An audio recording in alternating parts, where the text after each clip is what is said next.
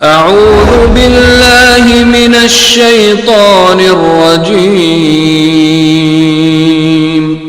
بسم الله الرحمن الرحيم. ومن أحسن قولا ممن دعا إلى الله وعمل صالحا وقال إنني من المسلمين. ولا تستوي الحسنة ولا السيئة ادفع بالتي هي أحسن فإذا الذي بينك وبينه عداوة كأنه ولي حميم.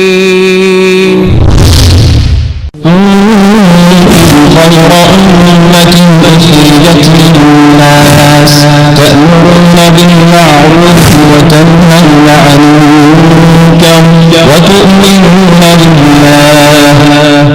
اگر آپ میں سے کوئی سمجھتا ہے یہ اہل حدیث اسٹیٹ ہے اور یہاں اماموں کی توہین کی جاتی ہے، اعلان کرتے ہیں کہتے پورے جماعت اہل حدیث کے رضی اللہ باللہ تاللہ کسی اہل حدیث عالم کا یہ منہج اور عقیدہ نہیں ہو سکتا کہ کسی مجتہد سے نفرت کی جائے یا اس کو بھلا بھلا کہا جائے. محمد صلی اللہ علیہ وسلم وشر الأمور محدثاتها وكل محدثة بدعة وكل بدعة ضلالة وكل ضلالة في النار. فأعوذ بالله من الشيطان الرجيم. بسم الله الرحمن الرحيم. وممن خلقنا أمة يهدون بالحق وبه يعدلون. وعن ثوبان مولى رسول الله صلى الله عليه وسلم فقال قال رسول الله صلى الله عليه وسلم إنما أتخوف ما أخاف عليكم أئمة مضلين وستعبد قبائل من أمتي الأوثان وستلحق قبائل من أمتي بالمشركين وسيكون في أمتي قريبا من 30 كذابين دجالين كلهم يزعم أنه نبي لن تزال هذه الأمة قائمة على الحق لا يخافون لومة لائم حتى يأتي أمر الله أو كما قال عليه الصلاة والسلام. علماء کرام، صدر اجلاس، بزرگان دین، نوجوان ساتھیوں، دینی ماں اور بہنوں، جس موضوع پر ہمیں گفتگو کرنے کا کچھ حکم دیا گیا ہے اسی کے مناسبت سے ہم نے سورہ اعراف کی ایک آیت تلاوت کی ہے اور صحیح مسلم، سنن ابن ماجہ، ابو داؤد اور دیگر کتب احادیث کی ایک طویل حدیث کے تقریباً 4 پوائنٹس اور 4 باتیں ہم نے پڑھی ہیں. چونکہ پوری حدیث کے تشریح اور بیان کرنے کا موقع نہیں ہے، انشاءاللہ ہم اللہ سے اور آپ تمام لوگوں سے یہ انشاءاللہ عہد ہے کہ جتنی باتیں ہم بتائیں گے کوشش یہی ہوگی کہ سب کتاب اللہ اور سنت رسول کی ہوں، اور اگر کتاب اللہ سنت رسول کے خلاف کوئی بات ہمارے لغزش زبان سے یا کسی نافہمی کے برابر نکل جائے تو ہم اللہ تعالیٰ سے دعائے مغفرت کرتے ہیں اور آپ لوگ اس پر آمین کہیں کہ کوئی گرفت والی بات نہ ہو. دوستو، ابھی ہمیں اسٹیج پر آنے کے بعد ہمارے بھائیوں نے بتایا، واللہ بڑی خوشی ہوئی ہمیں، اور خوشی اس مجمع کو دیکھ کر کے تو ہوئی ہی آتے ہی، لیکن جو بھائیوں نے بتایا کہ تقریباً شہر کے ہر مکتب فکر کے لوگ موجود ہیں، سب سے بڑی خوشی کی بات یہ ہے. اللہ تعالیٰ آئندہ بھی ہم کو اور آپ کو ایسے ہی مل بیٹھنے اور ایک دوسرے کی باتیں سننے سمجھنے سیکھنے کی توفیق نصیب فرمائے۔ میرے بھائیو، چھوٹے چھوٹے اختلافات کی بنا پر ہم لوگ کفر و اسلام کا مسئلہ بنا لیتے ہیں۔ اختلافات تو شروع ہی میں تھے، صحابہ سے بھی ہوئے، تابعین سے بھی ہوئے، ائمہ کرام سے بھی ہوئے، لیکن فرق کیا ہے؟ علامہ حالی کہتے ہیں، بڑی اہم کتاب ہے، ہم تمام حضرات سے گزارش کریں گے کہ مسدس حالی ضرور پڑھیں۔ یہ اصل میں اشعار کی کتاب نہیں ہے، یہ پوری ایک تاریخ ہے، یہ زوال اور عروج کے اسباب بیان کیے گئے ہیں۔ اور بڑے آپ حضرات نے سر سید احمد خان کا نام سنا ہوگا آپ لوگوں نے، وہ کہا کرتے تھے کہ اللہ تعالیٰ اگر قیامت کے دن مجھے بخشنے کے مجھ سے پوچھے گا تم نے سب سے بڑا کام کیا کیا اور اپنی مغفرت کے لیے کیا لے کر کے آیا ہے، تو میں کہوں گا علامہ حالی کو میں نے مسدس لکھنے کا مشورہ دیا تھا۔ علامہ حالی کہتے ہیں، میرے بھائیوں، اختلاف کا ہم بیٹھے ہیں، یہ بیٹھے، اختلاف تو ہو جاتا ہے۔ ابھی انہوں نے اعلان کیا جمع بین الصلاتین کی جائے گی، ہو سکتا ہے جمع بین الصلاتین میں کچھ لوگوں نے کہا نہیں ہوگی، ایک ہی مسجد میں ایک ہی جماعت میں اختلاف ہوا، لیکن معاملہ کیا ہے؟ ہم لڑتے ہیں اور صحابہ کرام لڑتے نہیں تھے۔ تو بڑی پیاری بات کہا کرتے تھے کہ جھگڑتے تھے لیکن نہ جھگڑوں میں شر تھا، خلاف آستی سے خون شائندہ تر تھا۔ لوگوں نبی کے صحابہ لڑے لیکن کہتے ہیں واللہ تمہارے اتفاق سے ان کا اختلاف زیادہ خیر و برکت والا ہوتا تھا۔ جھگڑتے تھے لیکن نہ جھگڑوں میں شر تھا، خلاف آستی سے خوش آئندہ تر تھا۔ میرے بھائیوں، اپنے اختلافات کو اختلاف تک رکھو، اس کو کفر کا، اسلام کا، حق اور باطل ایسا نہیں کہ اس کے ذریعے ہماری امت مسلمہ ایسے ہی اتفاق و اتحاد کی ضرورت مند ہے۔ آج دنیا ہمارے خلاف باطل پہ ہوتے ہوئے ہمارے مٹانے کے لیے متفق ہے، لیکن افسوس سد افسوس اللہ کی قسم مسلمان اپنی حفاظت کے لیے بھی متفق نہیں ہو پایا ہے۔ یہ بڑی ذلت کی چیز ہے۔ دشمن مٹانے کے لیے متفق ہیں لیکن مسلمان اپنی حفاظت کے لیے بھی متفق نہیں ہے۔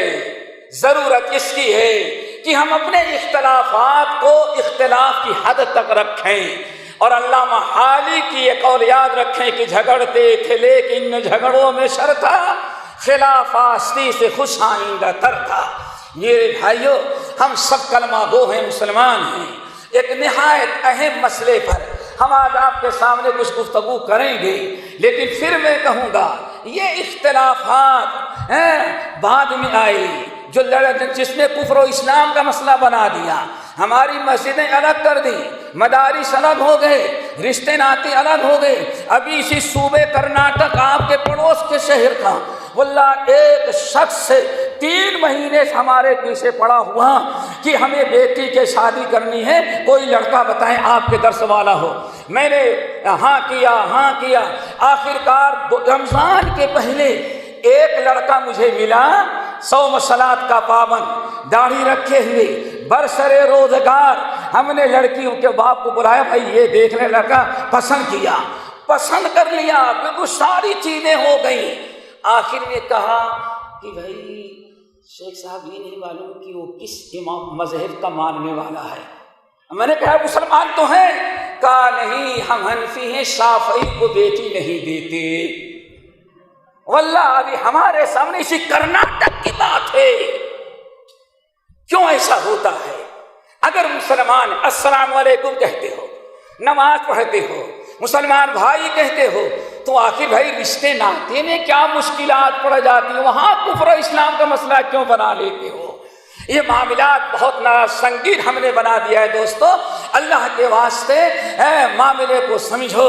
اللہ تعالیٰ نے نبی علیہ السلام کو جب اسلام لے کر کے بھیجا تو میرے بھائیوں اطاعت الہی اور اطاعت رسول ہی سب کا مقصد تھا، اس کے علاوہ کوئی کسی کا مقصد نہیں تھا۔ یہی صحابہ، یہی تابعین۔ لیکن انسان کبھی کسی قرآنی آیت یا کسی حدیث کی مخالفت کرتا ہے تو ہمارے سلف میں یاد رکھو، چاہے امام ابو حنیفہ رحمۃ اللہ علیہ ہوں، یا امام شافعی ہوں، یا امام مالک ہوں، یا احمد بن حنبل ہوں، یا امام اوزاعی ہوں، سفیان ثوری ہو، امام ابن حزم ہو، لیث بن سعد ہو، امام ابو یوسف ہو، محمد بن حسن شیبانی ہو، یہ جتنے ائمہ مجتہدین گزرے ہیں، میں قسم کھا کے کہتا ہوں ان کا کبھی عقیدہ یہ نہیں تھا کہ قرآن و حدیث کے خلاف چلو، سب کا مقصد تھا کتاب اللہ سنت رسول۔ لیکن بات کہاں سے اختلاف ہو جاتی تھی؟ کسی کو کوئی حدیث نہ ملی ہو یا حدیث ملی وقت پر یاد نہ آیا ہو۔ مثال کے طور پر آپ حضرات کے سامنے ایک مثال دیتے ہیں، دو مثال دیتے ہیں۔ سب سے پہلے امام ابو حنیفہ رحمۃ اللہ علیہ کی مثال دیتے ہیں۔ امام ترمذی رحمۃ اللہ علیہ نے اپنی سنن ترمذی کے اندر، لیکن اتنا میں واضح کر دوں، ممکن ہے کہ جو ترمذی ہمارے اور آپ کے گھر میں ہے اس ترمذی میں عبارت نہ ہو۔ یہ علماء کرام موجود ہیں، کتب احادیث میں اختلاف روات ہیں اور ناسخین کے نسخ کی وجہ سے نسخوں میں کچھ عبارت کہیں چھوٹ گئی ہے اور کہیں تک مکمل ہے، ایسا اختلاف ہو جاتا ہے۔ یہ عبارت جو آپ لوگوں کو ہم سنا رہے ہیں یہ اصل میں مصر کی چھپی ہوئی علامہ شیخ احمد شاکر رحمۃ اللہ علیہ کی تحقیق سے جو سنن ترمذی چھپی ہوئی ہے ہمارے پاس موجود ہے۔ یہ مشائخ موجود ہیں، ان کے پاس موجود ہیں۔ ہو سکتا ہے کہ ہمارے ہندوستان کا جو نسخہ ہے اس میں ہو بھی سکتا ہے، ہو بھی نہیں سکتا۔ اللہ اکبر۔ امام ابو حنیفہ رحمۃ اللہ علیہ، اللہ اس بزرگ کی قبر کو نوروں سے بھرے اور ان کی محبت ہمارے دلوں میں پیدا کر دے۔ ائمہ مجتہدین کا، علماء کرام کا، حفاظ کا، ان کا احترام کرنا ہمارا بنیادی عقیدہ ہے۔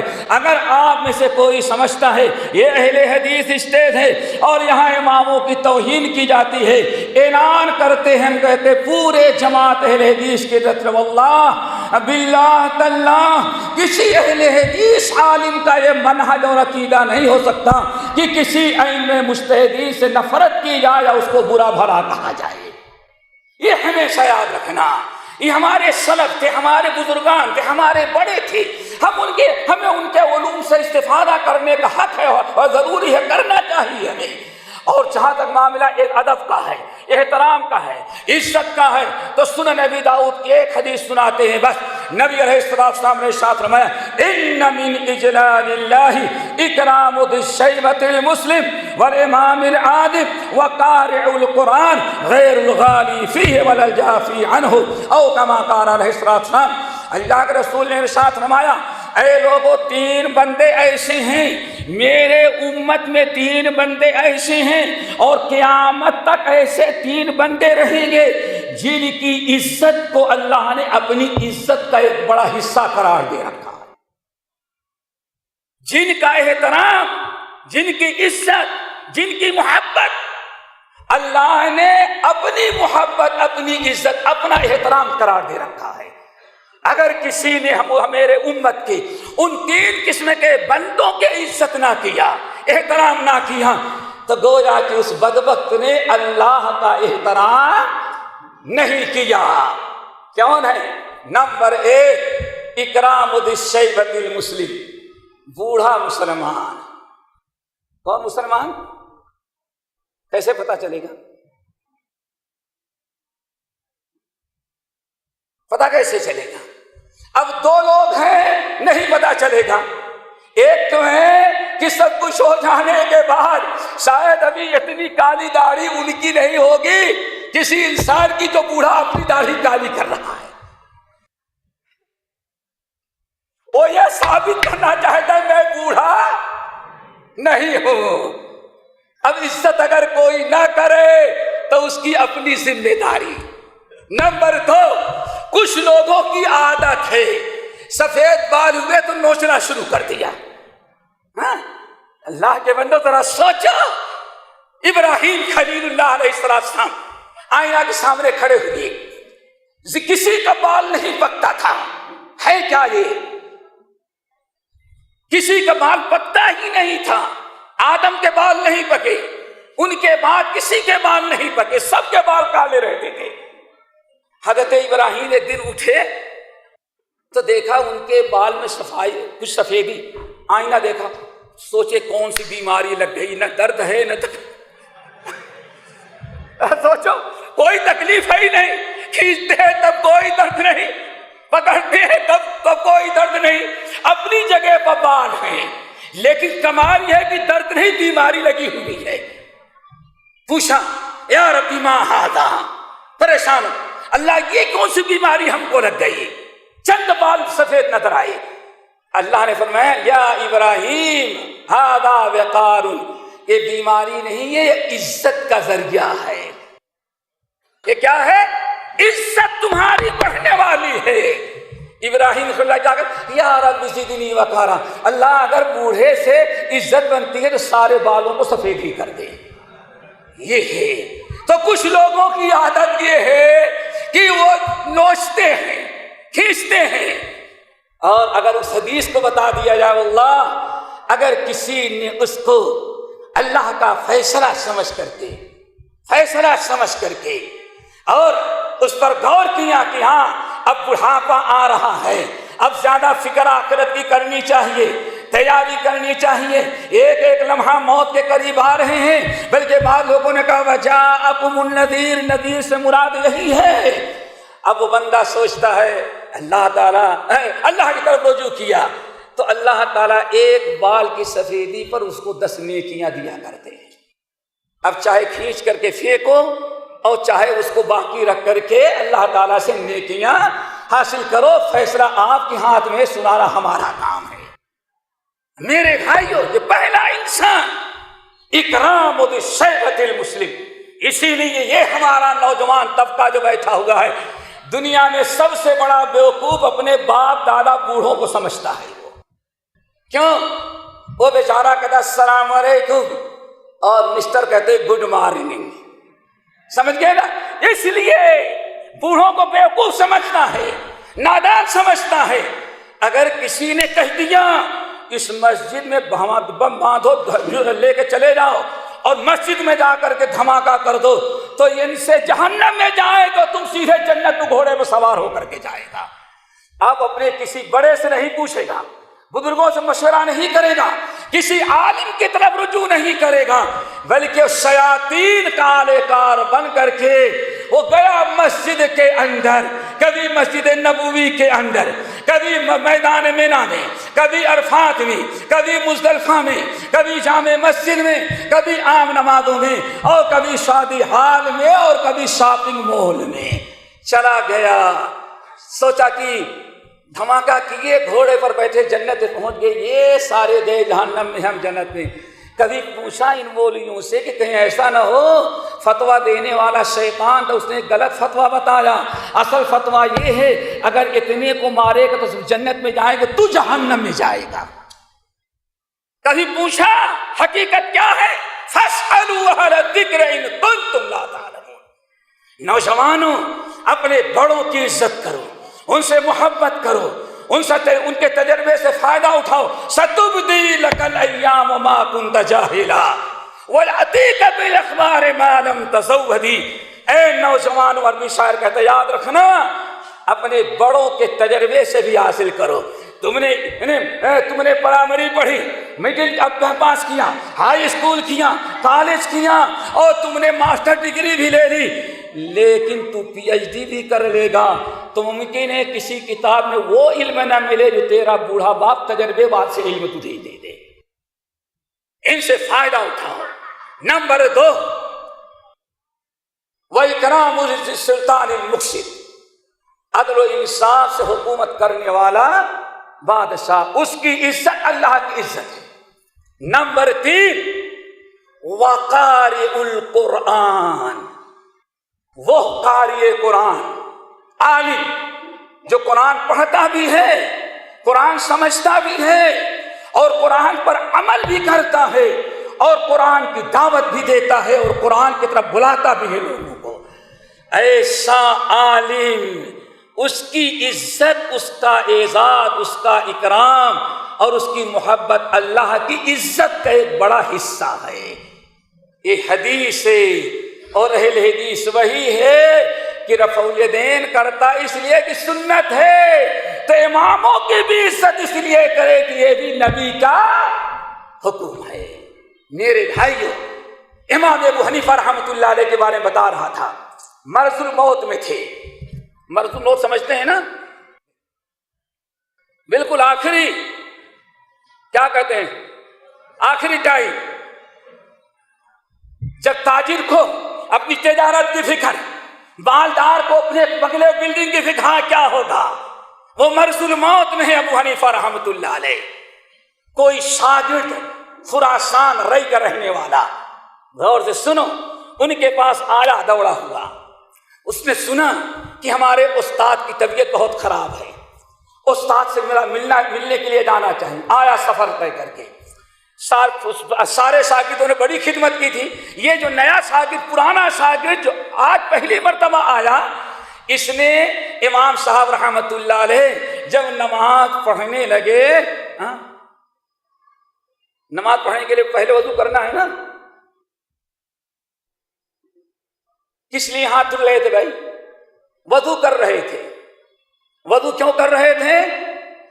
تاکہ نماز پڑھیں۔ حنفی بھی سچا نہ حنفی اسی وقت ہوگا جب 5 وقت نماز کی پابندی کرے۔ بے ایمان جو گھومتے رہتے ہیں ان کا کوئی تعلق کسی مذہب سے نہیں، ان کا مذہب ان کا نفس ہوتا ہے۔ دل نے کہا رمضان میں نماز پڑھو، نماز پڑھ لیا۔ اللہ نے کہا رمضان میں بھی پڑھو، شوال میں بھی پڑھو، وَاعْبُدْ رَبَّكَ حَتَّىٰ يَأْتِيَكَ الْيَقِينُ۔ آپ عبادت کرتے رہیں یہاں تک کہ موت آ جائے۔ موت تک نماز پڑھنی ہے جب تک جسم میں جان ہے۔ لیکن یہی اللہ کا فرمان، یہی نبی کا فرمان، یہی صحابہ کا طریقہ اور یہی اماموں کا بھی حکم۔ میرے بھائی اب ذرا سوچو، وہ کون سا مذہب ماننے والا ہے جس نے کہا نیت کرتا ہوں رمضان پر نماز پڑھنے کی، رمضان کا چاند نکلا تو 11 مہینے چھٹی رکھنے کی، اسے چھٹی کر دیا، چھٹی کی نماز نہ پڑھنے کی۔ اللہ کے بندے ذرا سمجھ، اس پیٹ کے خاطر 11 مہینے نوکری ڈیوٹی کرتا ہے، 1 مہینے کی چھٹی ہوتی ہے۔ لیکن اللہ جنت کا جب معاملہ آیا تو جنت کے لیے صرف 1 مہینہ محنت کرتا ہے اور 11 مہینے تو چھٹی کرتا ہے۔ رمضان لگا، ٹی وی پر کالا نقاب ڈال دیا، بیوی نے کہا پہنے یا نہ پہنے، کالا چادر جو ہے ٹی وی پر ڈال دیا، 1 مہینے ٹی وی کو پردہ کرایا اور 11 مہینے ٹی وی سے دوستی کر رکھا ہے۔ میرے بھائیو ذرا سوچو، بہرحال مرض الموت کی بات چل رہی تھی۔ ابو حنیفہ رحمۃ اللہ علیہ وضو کرنا چاہے، اللہ تعالیٰ سے دعا کرو ہم سب کو مرتے دم تک نمازی بنائے، نماز پر قائم رکھے اور سنت کے مطابق نماز پڑھیں۔ نمازی وضو کرانے لگے، جب وضو کرانے کی بات آئی تو جو شاگرد آیا تھا پرانا، اس نے کہا پانی لیا اور کہا سب لوگ ہٹو، بڑی خدمت کر چکے استاد کی، آج اپنے استاد کی میں خدمت کروں گا۔ ذرا غور سے سنو، ائمہ کا منہج، ائمہ کا عقیدہ، ان کا طریقہ، ان کا طرز عمل، ان کی اتباع سنت۔ پانی ہاتھ دھلایا، چہرہ دھلایا، سر کا مسح کرایا، اور امام ابو حنیفہ رحمۃ اللہ علیہ موزہ پہنے تھے۔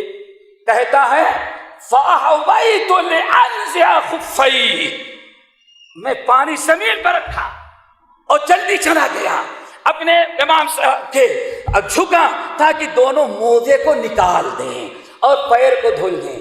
جب موزے کو پانی رکھا اور موزہ نکالنا چاہا، امام صاحب نے کہا دعنی دعہما، اے میرے شاگرد ان دونوں موزوں کو پہنے رہنے دے اور ہاتھ گیلا کر، گیلا کیا اور مسح کرا دیا۔ شاگرد کہتا ہے میں تو کب سے پڑھ کر کے گیا، آج تک یہی کہتا تھا کہ موزے پر مسح ہمارے امام کے نزدیک جائز ہے نہیں، اور آج زندگی بھر تو میں بھی فتویٰ دیتا رہا اور امام صاحب تو آج اور کر دی رہی، یہ موزے پر مسح کر رہے ہیں، یہ کیا معاملہ ہے؟ ہم نے کہا حضرت یہ کیا ہوا؟ کہا بیٹے میں نے جب تم کو فتویٰ دیا تھا مجھے حدیث نہیں ملی تھی، بلغنی الآن ما لم تکن بلغت، آج مجھے یہ وہ حدیث مل گئی ہے جو پہلے مجھے ملی نہیں تھی۔ اور ذرا ایک واقعہ اور سنا دیں میرے بھائیوں، جو ہم کہنا چاہتے ہیں وہ سمجھو پہلے۔ سن لیے یہ واقعہ ترمذی کا، امام ابن عبد البر، یہ 5ویں صدی کے بڑے عالم ہیں، اور کہا جاتا ہے آج تک انہوں نے موطا کی جتنی بڑی شرح لکھ دی ہے، آج تک اتنی بڑی شرح کسی نے نہیں لکھی۔ التمہید، دوسری کتاب الاستذکار لما فی الموطا من المعانی والآثار، پوری کتاب کا نام ہے، کتاب اپنے شرح کے اندر نقل کرتے ہیں۔ اور امام ہبت اللہ اللہ لکائی رحمت اللہ علیہ اپنی کتاب شرح عقیدت اہل سنہ کے اندر نقل کیا۔ یہ بڑی پیاری مثال ہے دوستو، واللہ بیان کرنے کا مقصد یہ ہے کہ آپ ہماری دعوت کو سمجھیں، ہمارے منہج کو سمجھیں۔ اگر سمجھ لیا تو واللہ کو یقین کر کے اٹھیں گے اہل حدیثوں کا کوئی نیا منہج نہیں، وہی ہے جو ہمارے امام ابو حنیفہ کا تھا، وہی ہے جو امام شافعی کا تھا، وہی ہے جو امام مالک کا تھا، اور وہی ہے جو امام احمد بن حنبل کا تھا۔ یہ ہوائی کسی دشمن نے اڑائی ہوگی، کون کہتا ہے کہ ہم میں تم میں جدائی ہوگی؟ یہ ہوائی کسی دشمن نے اڑائی ہوگی، کہیں ایسا تو نہیں انگریز ہمیں کچھ پٹی پڑھا کر کے گیا، چلا گیا، لیکن گفٹ میں لڑنا جھگڑنے کا تحفہ ہم کو دے کے گیا۔ سوچو کون کہتا ہے کہ ہم میں تم میں جدائی ہوگی؟ یہ ہوائی کسی دشمن نے اڑائی ہوگی۔ میرے بھائیوں، امام، یہ 2 اماموں کا نام میں نے لیا، اور بہت ساری کتابوں میں مل جائے گا۔ امام حماد، امام نام یاد رکھیں، بلا دیں گے کیا رکھ؟ ارے بیٹا پیدا ہوگا حماد نام لکھ لینا، نام رکھ لینا، کبھی نہیں بھولو گے۔ کیوں بھائی؟ ارے کچھ ہاتھ اٹھاؤ یار، ہے امید ہے انشاءاللہ سب لوگ اپنے بیٹے کے ہم نام رکھیں گے۔ ہم ان کو امام اہل حدیث کہا جاتا تھا۔ کیا؟ امام اہل حدیث۔ اللہ اکبر، پتہ چل گیا امام ابو حنیفہ کے زمانے، اچھا بات پوری سن لیں، حماد بن حماد آئے، اور آئے امام ابو حنیفہ رحمۃ اللہ علیہ درس دے رہے تھے، ان کی کلاس چل رہی تھی۔ کس کے درس میں آ گئے؟ ہم تو دیکھیں نہیں یہ فلاں فرقے کا وہ گلی ہی چھوڑ دیں گے، اور امام اہل حدیث کیا کیا؟ ان کے کلاس میں بیٹھ گئے۔ جب کلاس میں آ کر کے بیٹھ گئے تو امام صاحب اپنا درس جاری رکھے، ضروری بھی تھا، سلام کیا، جواب دیا، اپنا درس جاری رکھے۔ جیسے امام ابو حنیفہ رحمۃ اللہ علیہ نے اپنا درس مکمل کیا، اتنے میں امام ابو حنیفہ کے ہر استاد کے شاگرد کچھ چلبلے ہوتے ہیں، چلبلہ سمجھتے ہو نا، چھڑکانے والا۔ اس نے بڑی عجیب سے بات کہی، کہا کہ یا حماد، اے حماد، اس نے کہا حل ایمان و یزید و ینقص، ایمان گھٹتا اور بڑھتا ہے؟ امام حماد نے کہا کہ نہیں۔ پھر اپنے استاد ابو حنیفہ رحمۃ اللہ علیہ سے پوچھا، یا ابا النعمان، ایمان گھٹتا اور بڑھتا ہے؟ امام صاحب نے کہا نہیں، نہ ایمان گھٹتا ہے نہ ایمان بڑھتا ہے۔ ٹکراؤ ہو گیا، ایک اہل الحدیث کا اور دوسرے حنفی کا نہیں، بلکہ امام حنفیہ کا۔ اللہ رب العالمین اس بزرگی کی قبر کو نوروں سے بھرے، دیکھا آپ نے؟ اور آج تو ماشاءاللہ ایک اسٹیج پر دونوں اکٹھا ہونے کے لیے تیاری نہیں ہوں گے۔ وہاں امام اہل الحدیث اور امام احناف دونوں اکٹھا ہو گئے، اور دونوں کا اختلاف۔ امام ابو حنیفہ کا رحمۃ اللہ کہتے ہیں ایمان گھٹتا بڑھتا نہیں، اور امام اہل حدیث نے کیا؟ ایمان گھٹتا ہے اور وہ چلبلا تھا۔ اس نے کہا یا حماد، امام اہل الحدیث، اگر آپ کہتے ہیں ایمان گھٹتا اور بڑھتا ہے تو دلیل پیش کریں۔ امام حماد نے کہا حدثنا فلاں حدثنا فلاں حدثنا فلاں سئل رسول صلی اللہ علیہ وسلم عن افضل الایمان افضل الاعمال، اللہ کے رسول سے پوچھا گیا یا رسول اللہ سب سے افضل عمل کیا ہے؟ اللہ کے رسول نے فرمایا ایمان باللہ، ایمان سب سے افضل عمل ہے۔ یہاں دیکھو ایمان کو اللہ کے رسول نے کیا قرار دیا؟ عمل۔ اور عمل آدمی کا گھٹتا ہے اور بڑھتا ہے، نہیں گھٹتا بڑھتا۔ رمضان میں ہر آدمی تراویح کی نماز پڑھتا تھا، صرف عشاء پر اکتفا نہیں، اعمال میں جاتی تھی، اور رمضان گیا گھٹا کر کے شاید 4 رکعت فرض پڑھا پھر باہر مسجد کے۔ دیکھو اعمال گھٹتے ہیں اور بڑھتے ہیں۔ حدیث بیان کر دی، پھر اس چلبلے شاگرد نے کہا عجیب ان ھذا یا ابا نعمان، ابو نعمان اس اہل حدیث کا جواب دو۔ امام صاحب نے ڈانٹا، کہا کہ اللہ کے بندے بیوقوف، کہ اللہ کے بندے وہ حدیث پیش کر رہا ہے، کیا میں اس کا جواب دوں؟ حدیث کا جواب دوں؟ کیسا انسان تو ہے کہ حدیث سے جواب مانگتا ہے؟ ارے جو حدیث میں ہے وہی میں بھی کہتا ہوں۔ بات ختم ہو گئی۔ ما آتاکم الرسول فخذوہ وما نہاکم عنہ فانتہوا۔ میرے بھائیو، کہنے کا مطلب یہ تھا، ہم نے 1-2 مثالیں صرف امام ابو حنیفہ کی دی۔ ابھی ٹائم ہوتا کیوں؟ ہمارے بابا خان بھی سوچ رہے ہم نے تاریخ الحدیث دیا تھا، کچھ اور بیان کر رہا ہے، سمجھ گئے نا؟ وہ بھی سمجھ گئے نا، وہ بھی ادھر شروع کر دیے، اور ٹائم بہت تھوڑا ہے، اسی میں بتا رہا انہیں 2 مثالوں پر۔ اور یہی طریقہ تمام کا کیا تھا؟ چاروں اماموں کا تھا، اور اسی پر میرے بھائیوں بات چلی آ رہی تھی۔ الحمدللہ یہ جھگڑے، یہ لڑائی اور یہ بکھیرے اور ایک کشتی دنگل بازی نہیں تھی، سب آپس میں شیر و شکر ہو کر کے رہا کرتے تھے۔ لیکن جب ہندوستان کے اندر اسلام آیا، یہاں بھی کوئی لڑائی نہیں تھی، نہ ساؤتھ میں تھی اور نہ شرق میں تھی، نہ مغرب میں تھی، کہیں کوئی لڑائی نہیں تھی۔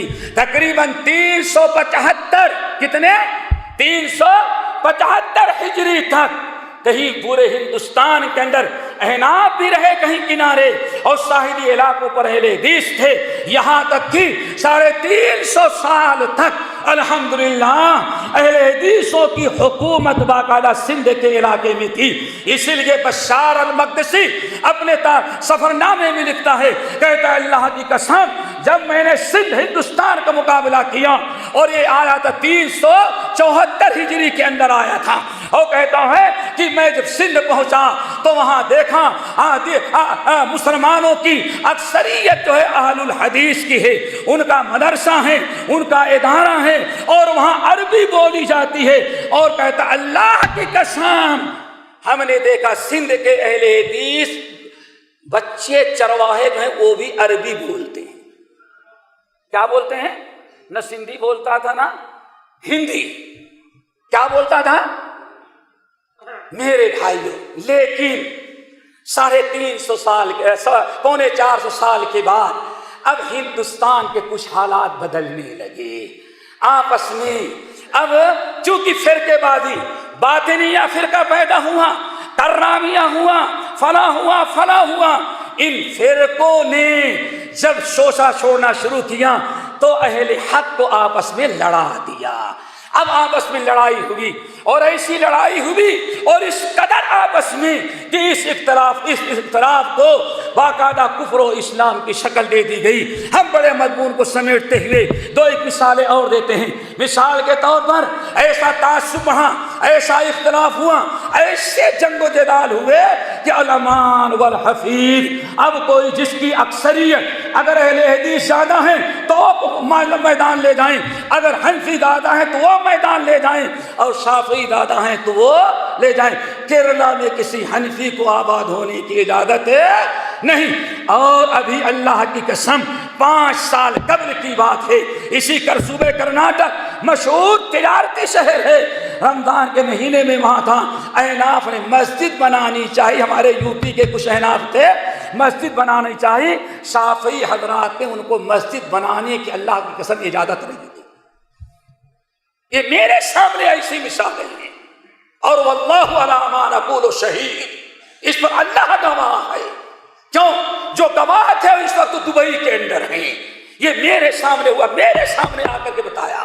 یہ اختلافات بڑھتا گیا، لیکن خالص قوم میں اب تک نظر آتے ہیں وہ جو کرتے ہیں جو اشک سحرگاہی سے وضو۔ میرے بھائیو یہ سب کچھ ہوتا رہا، جس کا غلبہ ہوا محمود غزنوی آیا، اس کے بعد اور آئے مغل، انہوں نے خاص تعصب لے کر کے آنے کے بعد ہندوستان متحدہ ہند کا ماحول خراب کیا، اور اس کے بعد سے آپس میں جنگ چھڑی، اور کچھ جنگ سدھر رہی تھی۔ انگریز جاتے جاتے جب آیا اپنی حکومت کو برقرار رکھنے کے لیے اس نے مزید آپ ہم کو لڑا کر کے یہ جنگ و جدال تعصب ہمیں گفٹ میں دیا، اور اپنا جا کر کے لندن میں پھر دوبارہ بیٹھ گیا، وہاں جا کر کے بیٹھا۔ تم لڑتے رہو، مرتے رہو، کٹتے رہو، تاکہ کبھی تمہیں باطل کے مقابلے کی ہمت باقی نہ رہ جائے۔ میرے بھائیو، لیکن میں نے کہا جب بھی باتیں چل رہی تھی، مثال کے طور پر بہت سارے واقعات ہم چھوڑ دیتے ہیں بالکل قریب عہد کے۔ 991 ہجری، کتنا؟ یہ تقریباً ہم 1000 چھوڑ دے رہے ہیں، اور اگر یہ ہے تو اس کے لیے تو بڑا وقت چاہیے، سمجھ گئے نا؟ اگر 1 گھنٹہ تھا تو تاریخ اہل حدیث نے کچھ اور دینا تھا بابا خان کو، یہاں ہمارے بھائیوں کو، اور اس سے پہلے بھی آئے تھے، ہو سکتا ہے اس سے پہلے جب آئے تھے بیجاپور آدھی اس وقت کرا لیے ہوتے، آدھی آج کے لیے باقی ہوتے، نہیں سمجھے؟ آج سے پہلے جو آئے تھے آدھی اس وقت سن لیے ہوتے تاریخ اہل حدیث، آدھی بقایا آج پوری کر دیتے، لیکن اس وقت آپ لوگوں نے سنا نہیں، ہم سے پوچھا نہیں۔ میرے بھائیوں، اللہ اکبر، 991 سب سے بڑی حکومت جس مسلمان نے ہندوستان کے اندر کی وہ کون تھا؟ عبد النبی، نام یاد، ملا عبد النبی۔ ہندوستان میں آخر اہل حدیث کیسے ختم ہوئے، اور غلبہ کیسے دوسروں کو ہو گیا، یا یہ تعصب کیسے ہوا؟ کیوں؟ ہر فرقے میں لڑائی کی بات ہوتی، دوستو یاد رکھنا، ہر فرقے میں کس کی بات ہوتی ہے؟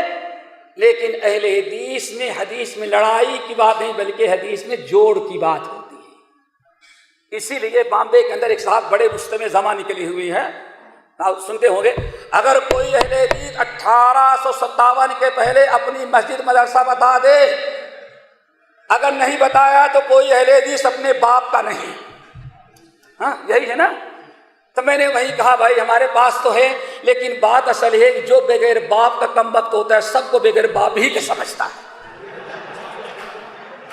مسئلہ اصل میں یہ ہے، خود وہ بھی باپ کا ہے میرے خیال سے، ورنہ اتنے حقائق کا انکار کیوں کرتا وہ؟ اللہ اکبر۔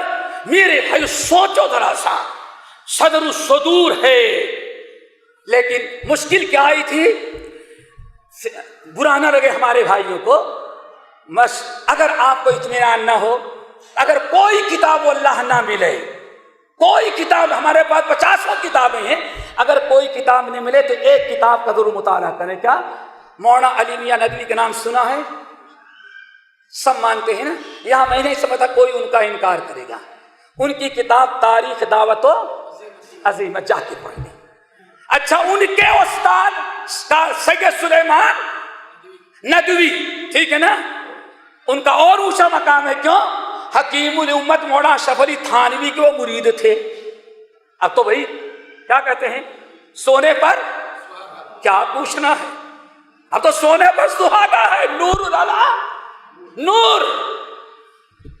سید سلیمان ندوی جیسا مورخ اسلام اپنے مکاتیب سلیمان میں، اور وہیں سے کہا مولانا علی میاں ندوی رحمت اللہ علیہ نے تاریخ دعوت و عظیمت میں نقل کیا کہ کہتے ہیں 1000 سال تعصب کہاں سے آیا، تعصب کہاں سے آیا؟ اب یہی بتانا چاہتا ہوں دوستو، آپ کی کوتاہی نہیں، ہماری کوتاہی، اللہ کی قسم ہم نے بتایا نہیں۔ یہ عوام جو بیٹھے ہوئے ان کا کوئی عیب نہیں ہے، یہ معصوم ہے اس معاملے میں، ان کے اندر تعصب ہے لا علمی کے بنا پر۔ یہ قصور اسٹیج بنانے والے علماء کا اصل میں ہے، علماء نے کبھی باتیں بتائی نہیں، ہم اپنے گھر سے نہیں لا رہے ہیں۔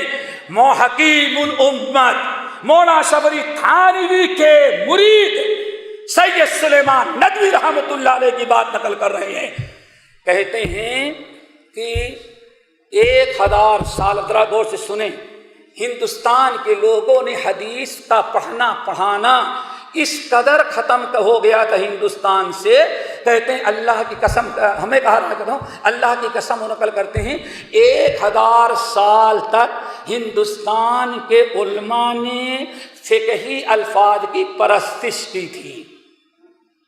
کیا کیا تھا؟ پرستش سمجھتے ہو نہیں سمجھتے؟ پوجا، پرستش عربی کا لفظ ہے، کیا؟ فرشتہ پوجا کرنا۔ بیرسٹر نہیں سمجھنا برطانیہ والا، وہ پیسے ہے کیا؟ سید سلیمان ندوی کہتے ہیں سارا بگاڑ یہاں سے پیدا ہوا تھا کہ متحدہ ہند کے اندر 1000 سال تک علماء نے کوئی تحقیق نہیں کی تھی، علماء نے قرآن و حدیث کا بنظر غیر مطالعہ نہیں کیا تھا، بلکہ فقہی الفاظ کی کیا کرتے تھے؟ وہ پوجا کرنے کے پیچھے لگے تھے۔ واقعی اگر شیخ محبوب الرحمان یہ کہتے تو ان کی گردن آ جمع کرتے، کیوں تم نے لکھا؟ یاسر جابری کہتے ان کو تھپڑ مارتا، میں جو ہم سے چھوٹے مارتا کیس کر کے، کیوں اتنی بڑی بات کیوں تو نے کہا پوجا کرنا؟ لیکن اب ہمیں ڈر لگتا ہے خیانت ہوگی، اتنی بڑی بات کون کہتا ہے؟ سید سلیمان ندوی، مرید خاص حکیم الامت مولا شب علی تھانوی صاحب بہشتی دیور۔ اگر کوئی نہیں جانتا ہوگا سب سمجھ جائے گا، سمجھ بطور تعارف کے سوچو ذرا سا۔ کہتے ہیں یہ وجہ تھی جب ایک چیز رہ گئی تو بیچارہ جس کو جانتا تھا ساری، بلکہ کیسے لڑائی ہوئی اور باطل، جہاں سے علم حدیث اٹھتا ہے، جہاں کے مسلمان حدیث کو پڑھنا پڑھانا چھوڑتے ہیں، وہیں سے بگاڑ۔ اللہ، گلبرگہ کا نام سنا ہے؟ ہاں بازو میں ہے نہیں یار، 200 کلومیٹر ہے۔ گلبرگہ کا نام سنا ہے؟ اللہ اکبر۔ اٹھاؤ کتاب نزہۃ الخواطر، کون سی کتاب؟ نزہۃ الخواطر اٹھاؤ۔ یہ مولانا علی میاں ندوی کے والد سید عبدالحی، مولانا سید عبدالحی لکھنوی، محلی نہیں، وہ الگ ہیں، یہ ندوی، انہوں نے شیخ الکل میاں نذیر حسین محدث دہلوی کے بھی شاگرد تھے۔ سبحان اللہ، شاگرد ہوں اہل حدیث میاں نذیر حسین کے، اور ناظم کس کے بن جائیں؟ بولو بھائی کس کے بن گئے؟ ندوۃ العلماء کے۔ پھر وہی علامہ حالی کی بات، جھگڑتے تھے لیکن نہ جھگڑوں میں شرطا، خلاف ہستی سے خوش آئندہ تر تھا۔ میرے بھائیوں، نزہۃ الخواطر کے اندر نقل کرتے ہیں کتنی بڑی بات کہ گلبرگہ میں جب اسلامی حکومت تھی اور محمد نام کوئی بادشاہ تھا، پوری تفصیل انشاءاللہ کسی اور موقع پر، گلبرگہ میں آج سے تقریباً میرا خیال 15-20 سال قبل میں نے بتایا تھا اختصاراً، بادشاہ گلبرگہ کا بیمار ہو گیا تو اس وقت ہندوستان کے حکیموں نے علاج کیا، فائدہ نہ ہوا، علاج سے فائدہ نہ ہوا۔ پھر کسی نے کہا ایرانی ڈاکٹر بہت کامیاب ہوتا ہے، ایرانی ڈاکٹر آیا اور شیعہ تھا، وہ کیا تھا؟ وہ شیعہ تھا۔ بہرحال علاج کیا، شفا دینے والا وہ بہانہ بن گیا، وہ شفا دینے والا اللہ، اور بہانہ بن گیا کون؟ ڈاکٹر۔ مثال دیتے ہیں، ذرا ڈھونڈ کر کے کبھی ان کو وضاحت کے ساتھ شیخ میں بتائیے گا خوب اچھی طرح سے تاکہ سمجھ میں آئے، کتنی واضح مثال، ذرا سوچو۔ کہتے ہیں کہ اچھا ہو گیا، اس نے کہا آپ کیا چاہتے ہیں؟ بادشاہ تو بادشاہ ہوتا ہے بھائی، کیا اس نے کہا حضور میں کچھ نہیں چاہتا، بس اگر یہی رہنا نصیب ہو جائے۔ کہا وہ تو پہلے سے سوچ چکا ہوں، اب تم کو ایران نہیں جانا ہے، تم ہمارا فیملی ڈاکٹر بن گیا۔ چلو بھائی، ایک شیعہ گھس گیا، کہاں گھس گیا؟ سنی دربار میں۔ کیا کہا؟ کہاں گھس گیا؟ سنی دربار میں۔ کوئی شیعہ جانتا ہی نہیں تھا یہاں گلبرگہ اور اس علاقے کے اندر، گھس گیا وہ۔ پھر فیملی، کبھی بیوی کے علاج، کبھی بیٹے کے علاج، کبھی دوستوں کا علاج، کبھی VIP لوگوں کا علاج. آخر کار بادشاہ نے کہا کیا چاہتے ہو؟ کہا کچھ نہیں چاہتا، ہمارا ایک استاد ہے بہت بڑا عالم ہے، اس کو بلا لے. دیکھو یہ تقریباً آج سے کم 500 سال پہلے کا واقعہ بتا رہا ہوں. اگر ٹائم ہے تو پھر کبھی بتائیں گے تفصیل کے ساتھ. بلایا، سچ ایران کا ایک شیعہ عالم سنی دربار میں آ گیا. اب وہ بیٹھا تھا، سنی لوگ ہیں، سنی یعنی اس وقت سنی دیوبندی الگ نہیں تھے، سب کیا تھے؟ حنفی تھی، سب حنفی. ہوا یہ اس کے دربار میں وہ مولوی جو ہے، مولوی ذرا ہوشیار رہنا، 10 سنی میں ایک شیعہ ہوگا تو یہ بڑے پیار سے رکھیں گے، کھلائیں گے پلائیں گے، میرا دوست ہے، مائی فرینڈ. کیا کہیں گے؟ مائی. لیکن 10 سنی میں ایک شیعہ اگر ہوگا تو من شر الوسواس الخناس کے تحت 10 کو حقیقتہ برباد کرے گا. یہ میں نے تجربہ کیا ہے اس میدان میں. وہ کبھی خاموش نہیں بیٹھے گا، وہ 10 کو بگاڑنے کی کوشش کرے گا. بادشاہ سلامت سے کہنے لگا صاحب کتنی شادی ہے؟ بس اتنی سارے. کیا کریں گے بوڑھی عورت رکھ کر کے گھر میں؟ کیا ہے؟ ارے متع شریف ہے. کیا ہے؟ اس کرناٹک کے اس علاقے گلبرگہ کے لوگوں نے کبھی متع سنا نہیں تھا. وہ تو یہی سمجھتے قرآن شریف، مدینہ شریف، مکہ شریف. اور آج ایک نیا شریف آ گیا. وہ کیا آ گیا؟ متع شریف. ہاں پوچھا بادشاہ کیا ہوا؟ ارے اس بڑی سے کیا چیز ہے؟ ایک دن کے لیے 2 دن کے لیے کسی عورت سے ایگریمنٹ کر لیں، ایک دن کا بھی نکاح ہوتا ہے، نکاح کر کے چھوڑ دیں، اس کو متع کہتے ہیں. اب بادشاہ بھی من چلا، حکیم بھی خوب گولیاں دیتا رہا ہوگا، سمجھ گئے نا؟ خوب گولیاں کھلاتا رہا ہوگا.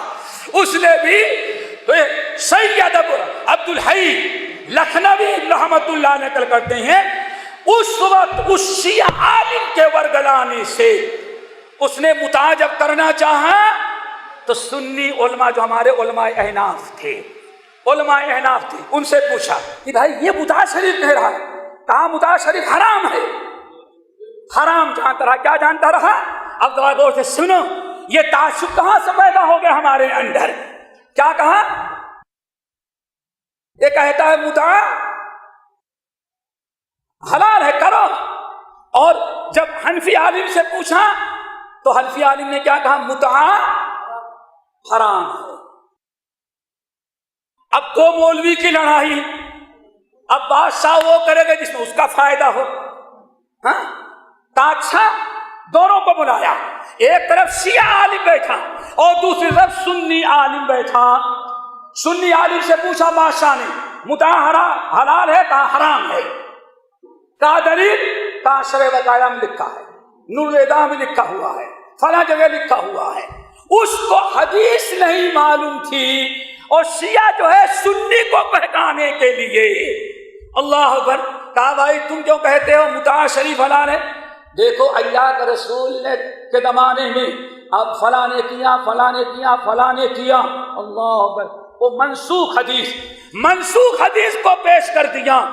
بادشاہ نے حنفی عالم کو نکالا اور کہتے 400 عورتوں سے متع شریف کیا. کتنے سے؟ اور پھر جا کر کے ان سے ایک دن استعمال کر کے طلاق دیتا گیا اور جا کر کے پھر ایک نئی آبادی بسائی. پتہ نہیں محمد آباد ایک کا کچھ نام بنا ہے کوئی اسلام کا آباد کیا.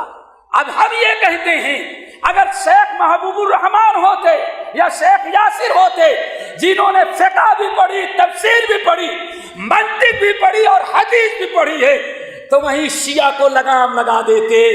میاں اللہ کے رسول نے نہیں، یہ تو جاہلیت سے کرتے آ رہے تھے اور اللہ کے رسول نے فنا موقع پر فتح مکہ کے دن قیامت تک کے لیے گدھے کا گوشت اور متع دونوں کو حرام کر دیا. ایسی یہی سے بات بگڑتی ہے. ساری گمراہی کا آج ہمارے سارے جھگڑنے اور لڑنے کا جو سبب بنا ہے وہ اصل میں اس لیے بنا کہ 1000 سال تک ہندوستان میں حدیث کا کوئی سلسلہ نہ رہا.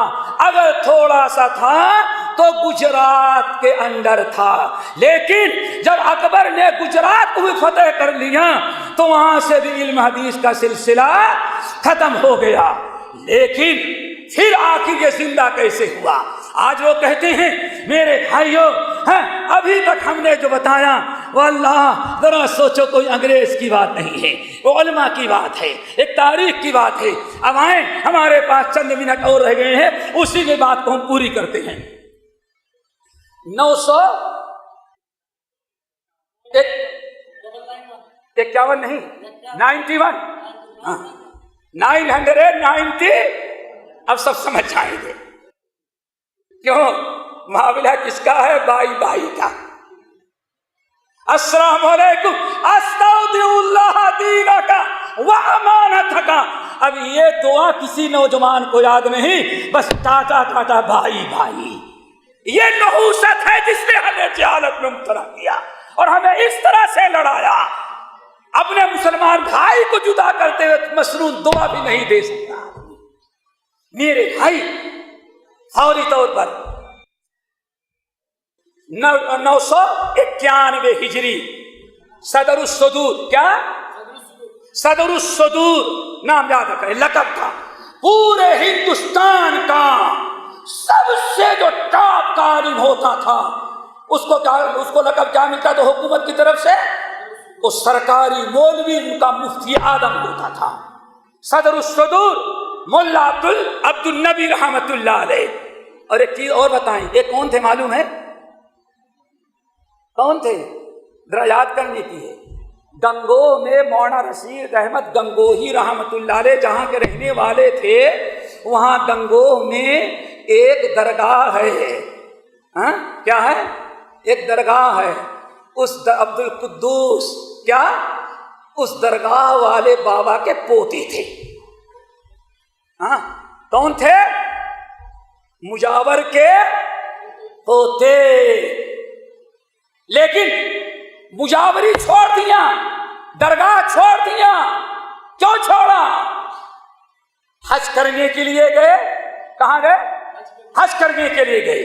جب خانے کعبہ میں طواف کیا، حج سے فارغ ہوئے تو دیکھا کہ مطاف کے اندر میدان میں ایک شخص بیٹھا ہوا ہے اور وہ کیا کہہ رہا ہے؟ قال الشافعی، قال احمد بن حنبل، قال ابو حنیفہ، قال محمد، قال ابو یوسف، قال ظفر، قال حسن. یہ کچھ نہیں، وہ کیا کہتا ہے؟ حدثنا فلاں حدثنا فلاں حدثنا فلاں عن ابی ہریرہ رضی اللہ تعالیٰ عنہ قال پڑھو زور سے، قال رسول اللہ صلی اللہ علیہ وسلم. یہ ملا عبد الغنی جو ہندوستان کا سب سے بڑا عالم صدر الصدور گیا تھا، رکے. ارے یہ کیا؟ آج تک تو میں نے ہندوستان میں اتنا اونچا مقام ہمیں حاصل ہے، لیکن آج تک میں نے یہ لفظ نہیں سنا تھا. بیٹھ گیا، وہاں پتہ چلا یہ حدیث ہے. اب حدیث وہاں سے پڑھ کے آئی. کیا ہے؟ کیا پڑھ کے آئے؟ آپ منطق پڑھی ہندوستان میں، فلسفہ پڑھا ہندوستان میں، بیدابی کی سورۃ الفاتحہ کی تفسیر پڑھی ہندوستان میں، ہدایہ پڑھی ہندوستان میں، شرح بقایا پڑھی ہندوستان میں، قدوری پڑھی ہندوستان میں، نور الہدیٰ پڑھی ہندوستان میں، مراکز الفلاح پڑھی ہندوستان کے اندر. یہ ساری فقہ کی کتابیں پڑھا تھا. وہ حدیث پڑھے تو پڑھ کر کے حدیث مولانا زکریا رحمۃ اللہ علیہ کا نام سنا ہے نا، فضائل اعمال والے. لیکن پھر بات لمبی ہو جائے گی پھر کسی اور موقع پر. ابھی ان کو وہیں چھوڑ دو. اللہ ہم لوگ ان بزرگوں کے حسنات کو قبول فرمائے. میرے بھائی ذرا سوچو، انہوں نے حدیث پڑھی. اب جو بلکہ ایک مراد آباد کا نام سنا ہے، یو پی میں مراد آباد کے ایک بہت بڑے پیر صاحب تھے، بڑی اونچی زمیندار تھے. تو ان کے پاس لوگ گئے کچھ، حضرت آپ کیا کر رہے ہیں بیٹھے بیٹھے؟ ذرا سننا کیا کر رہے ہیں بیٹھے بیٹھے. کہا کہ کیا مطلب ہے؟ لوگ آتے ہیں وعظ و نصیحت کرتے ہیں, ارے یہاں بیٹھے بیٹھے وعظ و نصیحت کر رہے ہیں. کہا کیا ہوا, کیوں اتنا گرم ہو رہے ہو؟ کہا پورا ہندوستان اہل حدیث بنتا جا رہا ہے. سارے لوگ شکایت پہ کہ کہاں گئے جو بجاور تھے سجادہ نشین, ارے سارے لوگ اہل حدیث ہوتے جا رہے ہیں. تو کیا پیارا جواب دیا. اگر ایک قصہ آپ کو پڑھنا ہو, صاحب قصہ صاحب واقعہ جس نے نقل کیا, جس نے سنا, وہ ہیں دیوبند کے فارغ, بعد میں اہل حدیث ہوئے. انہوں نے کتاب لکھی ہے الارشاد, الارشاد فی مسئلۃ التقلید والاجتہاد. اس کتاب کو پڑھیں, پورا واقعہ اس کے اندر مل جائے گا. تو پیر صاحب مجاور صاحب نے کیا جواب دیا؟ اللہ کے بندے ہمارے پاس کیوں شکایت لے کر کے آئے؟ ہندوستان میں حدیث پر لوگ پڑھتے پڑھاتے نہیں تھے, اسی لیے کوئی اہل حدیث نہیں ہوتا تھا. جب انسان حدیث پڑھے گا تو کب تک وہ حنفی رہے گا, اہل حدیث نہیں بنے گا. ہندوستان میں جو اتنے کثرت سے لوگ اہل حدیث ہوتے جا رہے ہیں, وہ اصل میں حدیث کا علم عام ہو رہا ہے, اسی لیے حدیث پڑھتے ہیں لوگ اہل حدیث. تو بات چلی تھی ملا عبد النبی رحمت اللہ علیہ, حج کیے, حج سے فارغ آئے ہو کے آئے, بہرحال دلی میں حدیث پڑھانا شروع کیا. بعد میں ان کو شہید کیا گیا. بہرحال بہت سارے مسائل آئے, چھوڑ دیں ان کو. ان کا واقعہ نقل کرنے کے بعد مولانا اشرف علی تھانوی رحمت اللہ علیہ کے پیر اور شیخ مولانا مرید قاضی سلیمان صاحب کہتے ہیں, حج کے کرنے, ذرا غور سے سننا, کتنا پیارا جملہ, اور نوٹ بھی کر لینا, یاد رکھو گے نہیں؟ ارے اب یہ سب, اب تو قلم کی بھی ضرورت نہیں. کیا کرنا, کیا کہا؟ حج کرنے کے لیے گئے, حج کر کے آئے تو کچھ اور ہی بن گئے. نہیں سمجھے؟ یہ نہیں کہتے کہ اہل حدیث بن گیا, بلکہ کیا کہتے ہیں, حج کر کے آئے تو کچھ اور بن گئے. اب سوال, اور کیا بن گئے؟ انسان گئے تھے بندر بن کر کے آئے, انسان گئے تھے 4 پیر لے, 2 پیر 4 پیر ہو لے کر کے آئے, کیا لے کر کے آئے؟ اصل میں یہاں سے گئے تھے, وہاں حدیث پڑھی, اور حدیث پڑھنے کے بعد حدیث پر عمل شروع کر دیا. آؤ یہ کب کا واقعہ ہے؟ 991. پھر آؤ ذرا سا 20-25 سال آگے, آؤ آگے چلے جاؤ. 1131 یعنی 1003. آگے بات سمجھ میں, 1031 آپ کے شہر بیجاپور, بیجاپور ہے کہ بنگلور, کیا ہے؟ ہاں, اس بیجاپور میں ایک قاضی صاحب, قاضی علیم الدین تھے, پورے شہر کے قاضی تھے, سب سے بڑے قاضی ہوتے, بہت اونچا مقام. انہوں نے بیٹی بیاہی قاضی نصیر الدین, یہ برہان پور کے رہنے والے تھے. کہاں کے رہنے والے تھے؟ برہان پور کی. قاضی نصیر الدین داماد, اور قاضی علیم صاحب کیا قبلہ بولتے ہیں آپ بہار, قبلہ. ہمارے سسر محترم ہو گئے. وہ برہان الدین پوری ان کے داماد حج میں گئے, وہاں گئے, انہوں نے بھی حرمین معلمہ سے حدیثیں پڑھی, اور حدیث پڑھ کر کے آئے تو الحمدللہ اب حدیث پر عمل کرنے لگے. کیا کرنے لگے؟ پھر وہی گئے تھے لیکن آئے تو کچھ, یہ جملہ آتا کچھ اور ہو کر کے. اس کا مطلب یہ جو ڈھنڈورا پیٹتے ہیں کہ انگریزوں نے پیسہ دے کر کے اہل حدیث بنایا, ابھی تو انگریز یہاں آیا ہی تھا, کب آیا نہیں تو بہت بعد میں آیا, 500 سال بعد آیا. اہل حدیث وہاں موجود تھے. اللہ اکبر.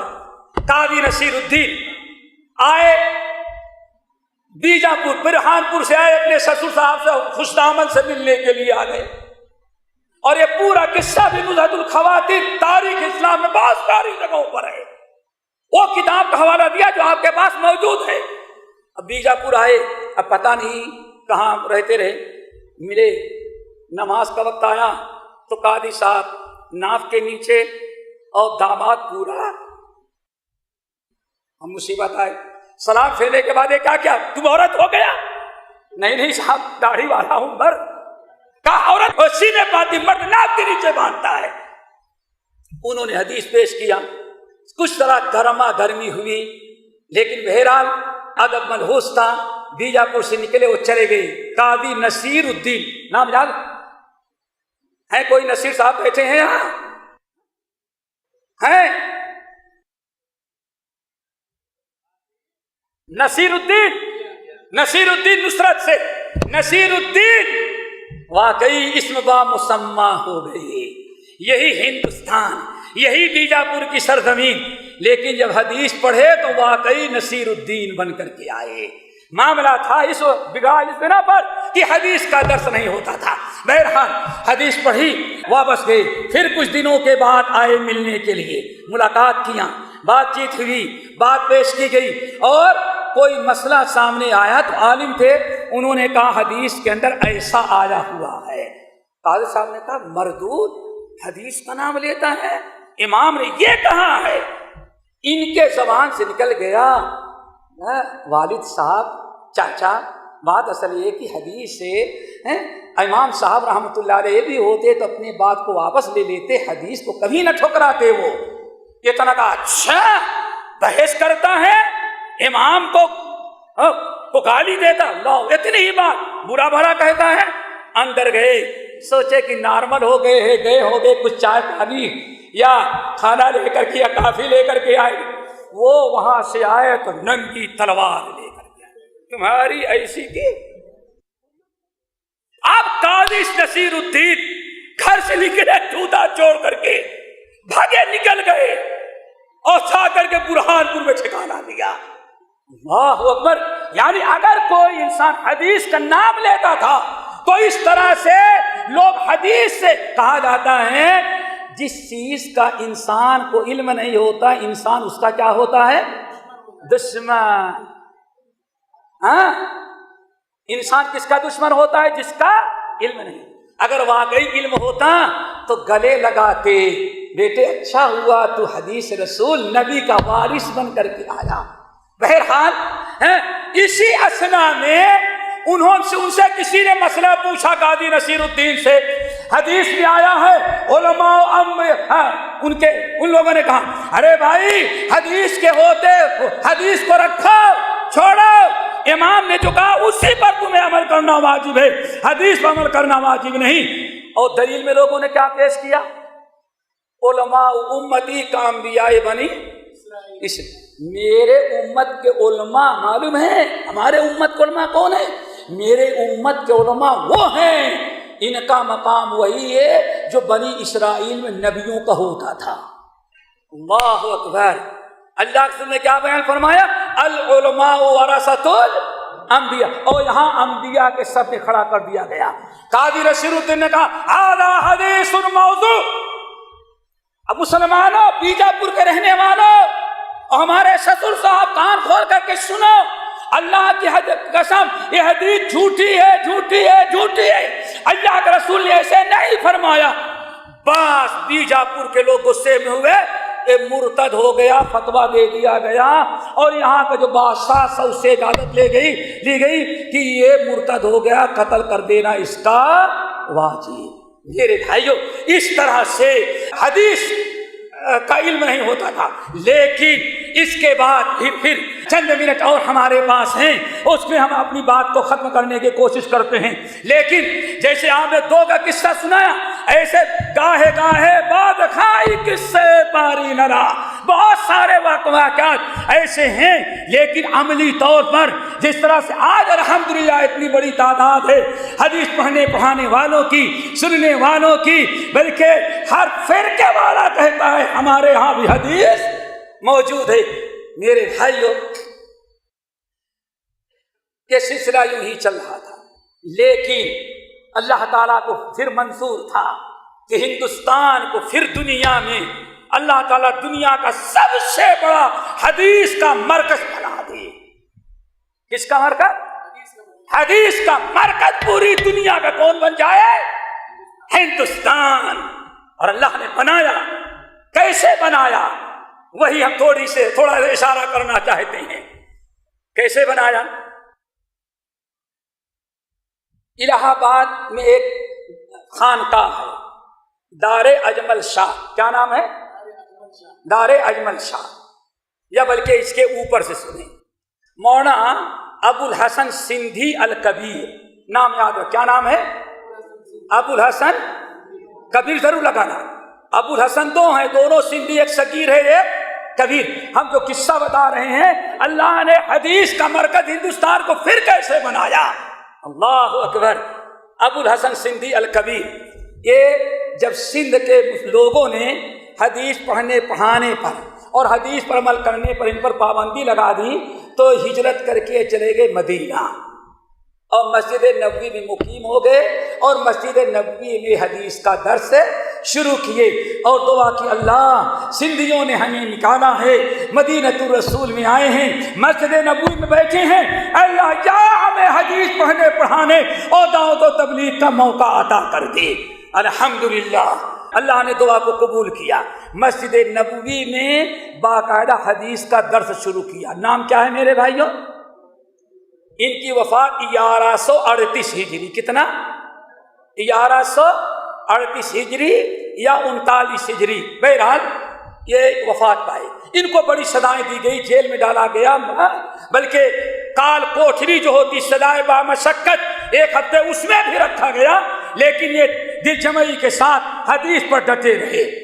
اللہ رب العالمین نے ان کو، جب یہ بوڑھے ہو گئے تھے تو سندھ کے لوگوں نے ان کی جگہ پر ان کے ایک عالم اور تھے، نام یاد رکھنا، علامہ حیات سندھی، محمد حیات سندھی۔ ان کی وفات 1162 ہجری، کتنے میں؟ 1162 ہجری میں۔ یہ 1162 ہجری میں جب یہ سندھ سے ہجرت کر کے مدینہ طیبہ آئے تو انہوں نے علامہ ابو الحسن سندھی الکبیر سے حدیث پڑھی۔ تو مسجد نبوی میں عرب اور عجم جتنے لوگوں نے حدیث پڑھی تھی سندھی الکبیر سے، ان میں سب سے ہونہار طالب علم یہ تھے۔ انتقال کرنے کے پہلے اپنے مسند درس پر ابو الحسن سندھی کبیر نے علامہ حیات سندھی کو بیٹھا دیا۔ علامہ حیات سندھی رحمت اللہ علیہ اب مسجد نبوی میں بیٹھ کر کے حدیث کا درس دینا شروع کیا، اور پورے دنیا کے لوگ آتے ہیں حدیث پڑھنے کے لیے۔ اسی اثنا میں ہندوستان کے چند علماء حج کے لیے گئے، جس میں نمبر 1 علامہ فاخر زائر الہ آبادی، یو پی الہ آباد کے رہنے والے۔ ان کی وفات 1164، کتنے میں؟ 1164 ہجری کے اندر ہوئی ہے۔ علامہ ابو الحیات علامہ محمد فاخر زائر الہ آبادی رحمت اللہ علیہ یہ بہت زیادہ حج کے لیے جاتے تھے۔ حج کے لیے جب گئے تو دیکھا کہ مسجد نبوی میں اور تھے خانقاہ کے، دار شاہ اجمل کے خانقاہ جو ہے اس کے یہ تھے، وہاں گئے۔ انہوں نے جب دیکھا حدیث کی تعلیم ہو رہی ہے، علامہ حیات سندھی حدیث پڑھا رہے ہیں، تو یہ بھی وہاں حدیث پڑھنے لگے۔ ایک ہو گئے کون؟ علامہ فاخر ظاہر الہ آبادی۔ یہ پلٹ کر کے آئے اور بامبے سے لے کر کے بنگال تک انہوں نے حدیث پڑھی، اہل حدیث ہو گئے، حدیث پر عمل کرنے لگے، تو باقاعدہ انہوں نے دعوت کا کام شروع کیا۔ پھر اس کے ساتھ 1143 ہجری میں، کتنے میں؟ 1143 ہجری میں شاہ ولی اللہ محدث دہلوی یہ حج کے لیے گئے۔ یہ بڑی عجیب کڑی ہے، یاد رکھنا۔ حج کے لیے گئے، انہوں نے بھی علامہ حیات سندھی سے حدیث، اور لوگوں سے حدیث پڑھی، ابو طاہر سے بھی پڑھی، لیکن علامہ حیات سندھی سے 2 ہو گئے۔ یہ بھی پلٹ کر کے آئے شاہ ولی اللہ۔ انہوں نے سب سے پہلے حدیث میں اپنے مدرسے رحیمیہ میں فقہ، تفسیر، منطق، فلسفہ، صرف، نحو، بلاغہ، ان تمام علوم کے ساتھ ساتھ سیاہ ستہ کا درس شروع کر دیا۔ اب دوبارہ حدیث کا درس کہاں شروع ہو گیا؟ ہندوستان میں، دلی میں علامہ فاخر دائر الہ آبادی نے الہ آباد اور بنگال تک، اور ادھر شاہ ولی اللہ محدث دہلوی رحمت اللہ علیہ نے دہلی میں مدرسے رحیمیہ میں بیٹھ کر کے حدیث کا درس دیتے رہے۔ نمبر 4، دہلی کے مشہور صوفی مرزا مظہر جان جانا، یہ بھی حج کے لیے گئے، انہوں نے بھی حدیث حاصل کر لی، کس سے؟ علامہ حیات سندھی سے۔ انہوں نے بھی حدیث، اللہ اکبر، کتنے ہو گئے؟ 3۔ ایک نے اپنی زبان سے دعوت و تبلیغ کے ذریعے، کون؟ علامہ فاخر ظاہر الہ آبادی۔ نمبر 2، دوسرے عالم نے اپنے درس کے ذریعے، شاہ ولی اللہ محدث دہلوی۔ نمبر 3، اپنے تحریر کے ذریعے، لیٹر کے ذریعے، اپنے قلم کے ذریعے، شیخ مظہر جان جانا اللہ انہوں نے۔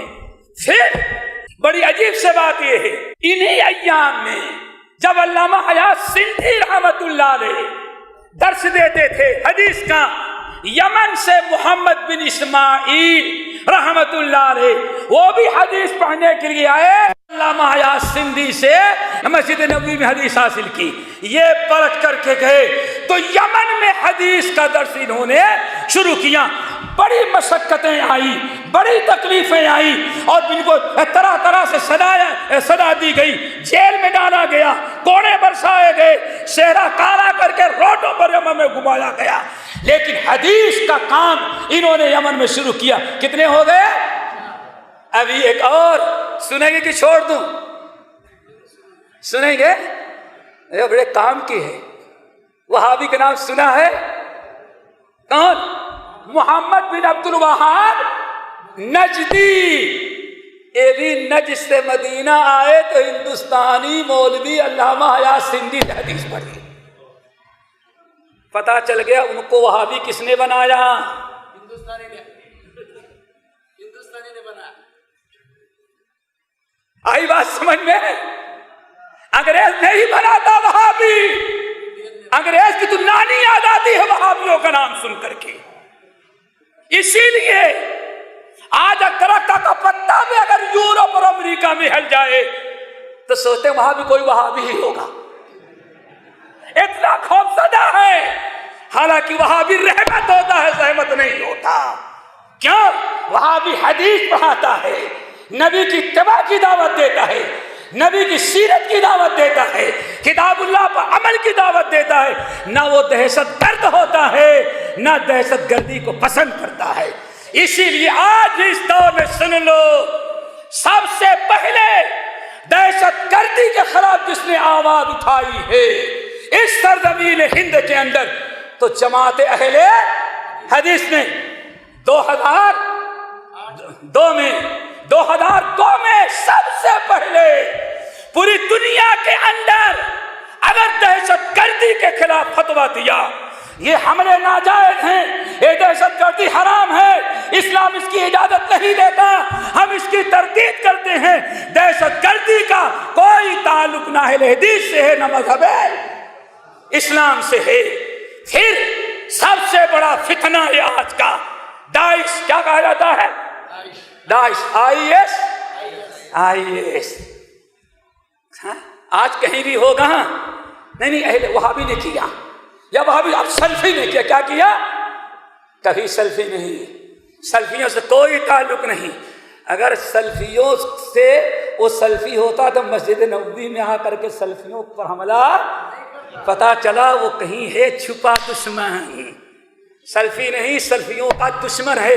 اس لیے سب سے بڑا سلفی مرکز پر اس نے آ کر کے حملہ کیا، IS نے کیا ہے، اس کا مطلب وہ سلفی یاد رکھو اہل حدیث کا اور اسی طرح سے سلفیت کا دہشت گردی سے بالکل تعلق نہیں۔ کیوں؟ اہل حدیث کتاب اللہ سنت رسول کو مانتے ہیں، سلفی کتاب اللہ سنت رسول کو مانتے ہیں۔ اسی لیے جب اسلام میں نہیں ہے تو اہل حدیثیت اور سلفیت میں اس کا وجود، اس کو ٹٹولو، کوئی اور ہے کام کرنے والا، لاؤ سامنے کھڑا کرو۔ الحمدللہ IS کے بھی خلاف سب سے پہلے لوگ تو بیعت کرنے کے لیے ٹوٹ پڑا تھا ہندوستان، خلیفہ آ گیا ہے، خلیفہ آ گیا ہے. اور جس دن ہمیں جمعہ پڑھ کر کے آنا لوگوں نے دکھایا، میں نے کہا یہ خلیفہ نہیں ہو سکتا. کیوں؟ کمبخت کی پگڑی بھی کالی ہے، کپڑا بھی کالا اور دل بھی کالا ہی ہے. جب سب کالا ہوگا تو کبھی وہ خلیفہ نہیں ہوتا. کیوں؟ یوم تبیض وجوہ وتسود وجوہ. کتاب اللہ سنت رسول پر چلنے والا کا چہرہ دنیا بھی چمک رہا ہے اور قیامت بھی چمکتا رہے گا. کیوں؟ چہرہ کالا ہے رنگ کا، لیکن دل جو ہے چمک رہا ہے. تو اس کا میں نے کہا سب کالا ہے، اس لیے خلیفہ نہیں. اسی لیے سب سے پہلے پورے دنیا کے اندر جس نے ISIS کی مخالفت کی اور باطل قرار دیا، اس کو خلیفہ ہونے کا انکار کیا، اس کو دہشت گرد اور فسادی قرار دیا ہے، وہ ہندوستان کی جماعت اہل حدیث ہے. بہرحال میرے بھائیوں، بات چلی تھی محمد بن عبد الوہاب نجدی. کتنے آ گئے؟ 5. 3 ہندوستان میں حدیث کی دعوت دینا، ایک یمن میں اور دوسرے نے عرب میں. یہ میرے بھائیوں اس طرح سے. پھر اس کے بعد بہت سارے مراحل. اللہ اکبر. 1354 ہجری ہندوستان کے کس مدرسے میں حدیث کا درس پہلے شروع ہوا؟ مدرسے رحیمیہ. شاہ ولی اللہ، اس کے بعد ان کے بیٹے شاہ عبدالعزیز، اس کے بعد ان کے نواسے شاہ اسحاق رحمت اللہ علیہ. 1354 ہجری میں جب اپنے بھائی کے ساتھ ہجرت کر کے مکہ جانے لگے تو انہوں نے اپنے مسند درس شاہ ولی اللہ مدرسہ رحیمیہ جو تھا جہاں حدیث کا درس ہو رہا تھا وہ جانے لگے تو پورے ہندوستان میں ان کو ایک عالم نظر آیا جو اس حدیث کی خدمت کرے اور اپنے مسند درس پر بیٹھایا. ان کا نام تھا شیخ الکل میاں نذیر حسین محدث دہلوی. اب شیخ الکل میاں نذیر حسین محدث دہلوی نے تقریباً 70 سال تک دہلی میں بیٹھ کر کے حدیث کو پڑھایا، آگے بڑھایا. مورخین نقل کرتے ہیں کہ کم سے کم 90,000 علماء محدث پیدا کیے. کتنے؟ 90,000 لوگوں نے ان سے حدیث پڑھی اور پوری دنیا، مصر، افریقہ، خراسان، بخارا، سمرقند، حجاز، برما، نیپال، پوری دنیا کے لوگ حدیث پڑھنے کے لیے کہاں چلے آتے تھے؟ دلی آتے تھے. اللہ اکبر. 90,000 تو علماء پیدا کیے. اللہ اکبر. اور کیسے کیسے علماء؟ بخاری کی شرح، مسلم کی شرح. ایک شاگرد ابو الحسن سیال کوٹی ہیں، اللہ کی قسم 32 جلدوں میں بخاری کی شرح لکھی. کتنے؟ میاں صاحب سے پڑھ کر نکلے، میاں صاحب سے پڑھ کر نکلے. کتنا؟ 32 جلدوں کے اندر. اور ایک جلد جو ہے تقریباً 700 صفحے کی ہے. پھر دوسرا شاگرد پٹنہ کے اندر پیدا ہوا جس نے مولا شمس القدیم آبادی جس نے عربی میں 32 جلدوں میں سنن ابی داؤد کی شرح لکھی. کتنی؟ غایت المقصود اور اس کا ملخص عون المعبود. پھر اور بڑی مزے کی بات، ترمذی کی شرح انہی سید نذیر حسین محدث دہلوی کے شاگرد مولانا عبد الرحمن مبارک پوری نے لکھی. اور جب مولانا عبد الرحمن مبارک پوری کی نے لکھی، آج سعودیہ حکومت گورنمنٹ ملک سلمان اللہ اس کو صحت و تندرستی عطا کرے، مرد مجاہد جس نے اپنے قول، اپنے عمل، اپنے نظریے، اپنے فکر کے ذریعے پوری دنیا کو ہلا کر کے رکھ دیا ہے، واضح کر دیا کہ اللہ تعالیٰ اہل حق کی مدد کرتا ہے. میرے بھائیوں، یہی ملک عبدالعزیز ان کے بعد جب انہوں نے حجاز کو فتح کیا اور مکہ مدینہ ان کے ہاتھ میں آیا تو انہوں نے پوری دنیا میں لیٹر لکھا کہ ہمیں ایک ایسا عالم چاہیے جو مسجد حرم میں بیٹھ کر کے حدیث کا درس دے محدثانہ انداز سے، معلوم پڑے کہ ہاں حدیث پڑھائی جا رہی ہے، جیسے امام احمد بن حنبل نے حدیث پڑھائی تھی، جیسے امام بخاری نے پڑھائی تھی، جیسے مسلم اور ترمذی نے پڑھائی تھی، جیسے ابو داؤد بن ماجہ نے حدیث پڑھائی تھی، محدثانہ انداز کی حدیث پڑھائی۔ پوری دنیا میں لیٹر لکھا، ہر جگہ لیٹر میں کیا آیا؟ بس ایک ہی عالم ہے جو اس وقت پوری دنیا میں مسجد حرم کے اندر مکے میں بیٹھ کر کے حدیث پڑھانے کا حق رکھتا ہے۔ کچھ ہے کہ عالم پوری دنیا میں جہاں بھی لیٹر لکھا ہر جگہ سے جواب آیا، ایک ہی عالم اس وقت ہندوستان میں پوری دنیا کے اندر موجود ہے۔